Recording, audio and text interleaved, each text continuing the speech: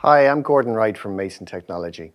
I want to introduce you today to a number of different measurement options you have when looking at an Olympus microscope.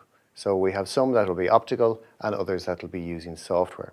So the first thing I want to do is show you, in terms of the eyepieces, how we can actually take a measurement without any measurement scale. So first of all, I'm going to show you on the eyepiece that we have a 22mm field number.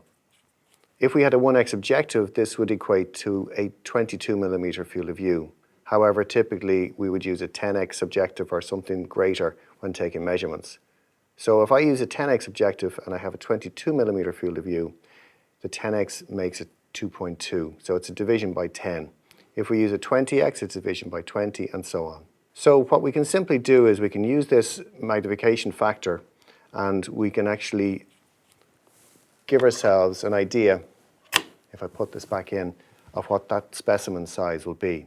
So again, if I use the 10x, which I have here, that means my total field of view across is 2.2mm, and I can have a guesstimate of how big that sample will be. The next option is to take again the eyepiece out, and I can insert an eyepiece micrometre. So to do that, I first of all unscrew the central barrel. We need to put this down here, and I'll just show you the central barrel. There's a little lever, a little ledge inside, and what we do is we take an eyepiece micrometer, which is a glass disc, and we insert that into the eyepiece. Now, in doing that, we just screw this back in again, and that eyepiece micrometer will be in our field of view. So if I place that back into the binocular tube, we will have a 10mm scale inside our eyepiece. I can't show you that today, so what I'm going to show you is a digital micrometer, which is on the software. You can see in this image, we now have 800 microns. It's a slightly smaller field compared to the 1000 microns we would get through the eyepiece. The other option we have is taking measurements on the digital image using the measurement function. So the measurement function is accessed using the mouse wheel.